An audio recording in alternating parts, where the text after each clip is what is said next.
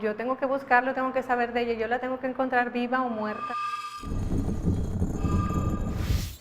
Y el mismo terror, que cada día se iban incrementando las desapariciones. Que no le arranquen a su hijo, a su hija de su lado. Que la autoridad, que la policía, en todos sus rangos, federal, estatal y municipal, han estado involucradas aquí en Nuevo León.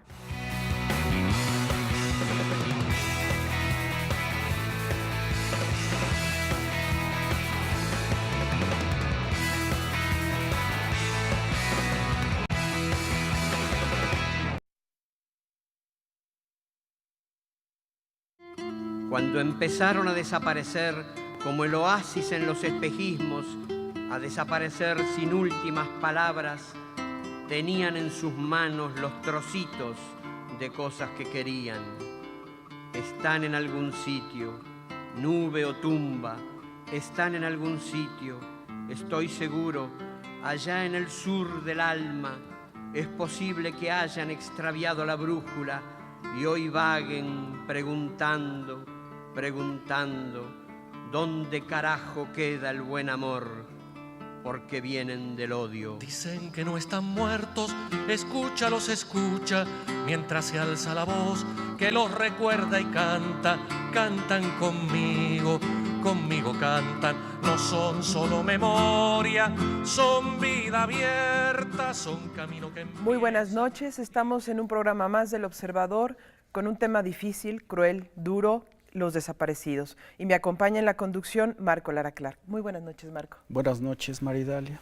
Bueno, pues estamos aquí dando continuidad al programa dedicado el sábado pasado a las madres de desaparecidos, y este tema más que pertinente porque además se tiene la idea, Maridalia, de que es un tema del pasado prácticamente o del sexenio anterior, en esta lógica un poco de cultura política primitiva, ¿no? De que todo ocurre el sexenio anterior, y eso sigue sucediendo, ¿no? Es muy actual, es muy difícil.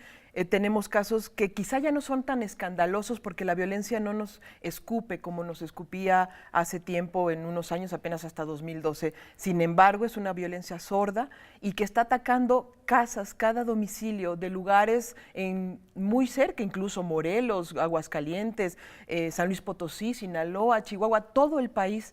En cada estado hay un desaparecido, hay familias ya completas que extrañan a un joven, a un adulto, claro, a un niño incluso, ¿no? Sí, yo diría que prácticamente la desaparición la desaparición en México se ha vuelto una normalidad, es decir, se ha vuelto una lógica naturalizada donde policías, servidores públicos, delincuentes comunes, organizaciones delincuenciales tienen en la desaparición una práctica posible. Así es. Entre una gama de prácticas de ejercicio de la violencia contra los ciudadanos. En la medida que no hay castigo, pero tampoco hay memoria, exacto, entonces es más factible que se cometa este tipo de actos. Y yo creo que tenemos que pasar precisamente a escuchar una nota tuya, de Marco, en donde precisamente nos referimos a la memoria, el derecho a la memoria.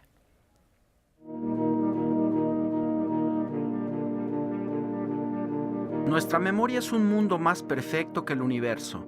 Le devuelve la vida a los que ya no la tienen. Guy de Maupassant. Aquí no valen una historia más ni otro caso sin resolver. Cada desaparición es única porque tal vez no hay daño más continuado y más artero que aquel que produce la desaparición involuntaria de una persona.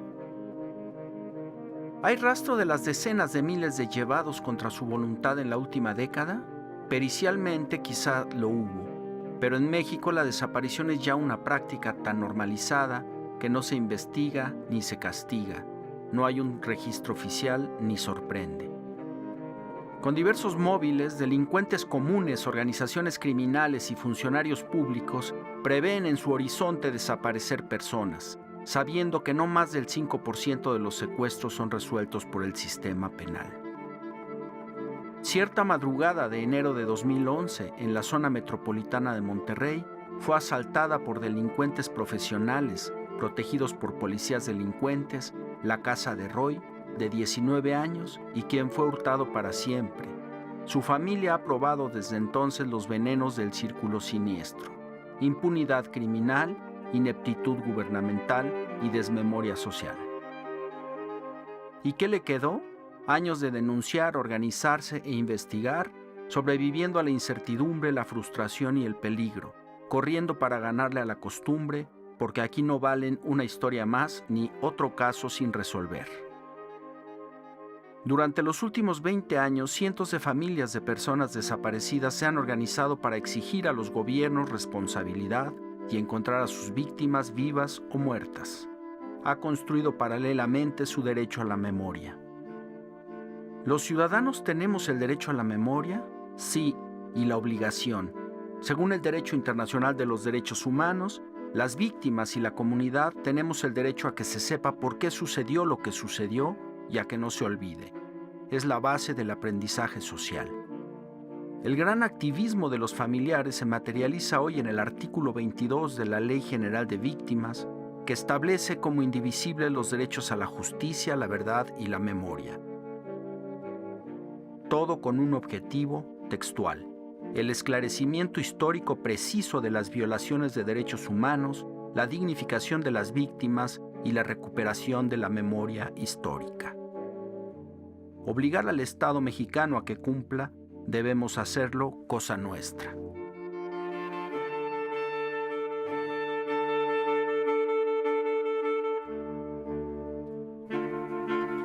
Bien, estamos de regreso en El Observador, en este programa dedicado este sábado a las víctimas de desaparición y de desaparición forzada. Hay que recordar, Maridalia, que la desaparición está tipificada como el delito de abducir, secuestrar a una persona, y la desaparición forzada es el delito que, de acuerdo con el derecho internacional, cometen los servidores públicos que desaparecen personas en el uso abusivo, excedido de su poder. De hecho, basta que participe un solo funcionario público, aun y cuando esté involucrado otros civiles, para que sea desaparición forzada, porque es una acción de un representante del Estado el que comete o en el que participe en esa desaparición. Pero decía algo la nota que me parece muy importante, y deberíamos pensar en eso como sociedad. No tenemos que tener un desaparecido en casa, un familiar o alguien cercano, sino es un derecho social que tenemos que ejercer para, de manera solidaria, tener esa memoria para que no vuelva a ocurrir este fenómeno, pero además es un derecho que existe. Sí, bueno, eso es importante, Maridalia, porque finalmente en una cultura a veces tan indolente, en una cultura ciudadana tan indolente, lo que vemos es que siempre todo es importante en la medida en la que nos afecta. Cuando no nos afecta, deja de tener relevancia. Me parece que vivir en comunidad nos sitúa en una lógica de corresponsabilidad y de asumir el hecho de que básicamente cualquier ciudadano que sufra un delito, y sobre todo un delito tan atroz como este, y particularmente si al ser cometido fue cometido con armas, con personal, con vehículos, con infraestructura del Estado, me parece que es algo que es de la cosa pública, ¿no? Además es un hecho en el que tienes que saber qué ocurrió, por un asunto de salud psicosocial, es un asunto y de avanzar. Y en este claro. país hay corta memoria porque hay una deuda histórica de qué pasó desde hace muchos años con muchas personas desaparecidas.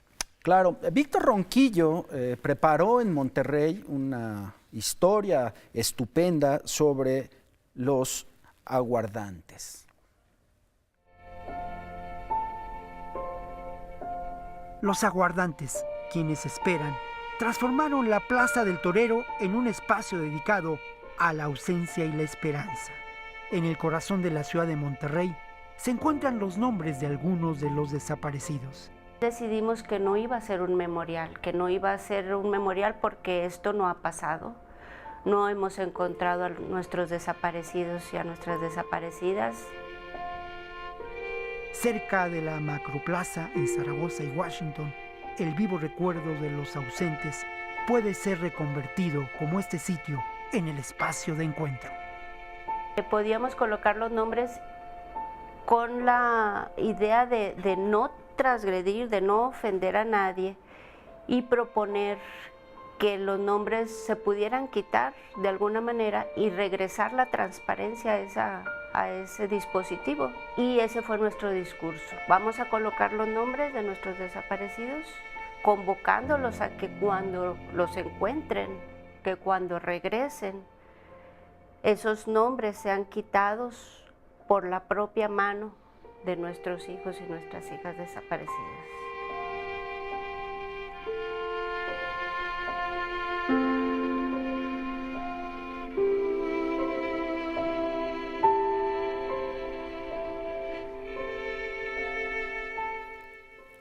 La desaparición en México hoy es un delito, como decíamos, Maridalia, es un delito continuado, permanente, que no ha cesado y que probablemente se ha agudizado, pero sin embargo, probablemente la diferencia, no sé qué opines, es que el gobierno del presidente Calderón tenía un estilo de sobrevisibilizar la violencia como una política pública, y el gobierno de Peña Nieto tiene una política, me parece, más discreta, menos ostentosa.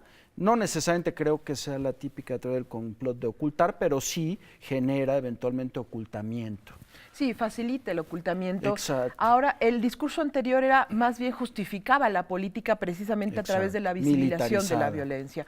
Y ahora nos es más difícil percibirlo y por eso nos es más difícil creer que esté ocurriendo todavía el tema de las personas desaparecidas en este país. Y tenemos que quitarnos esa idea porque sigue ocurriendo, es vigente y hay muchas familias que están esperando respuesta del gobierno. Exacto. Vamos a un corte y volvemos al Observador, a este tema nodal que es el tema de los desaparecidos.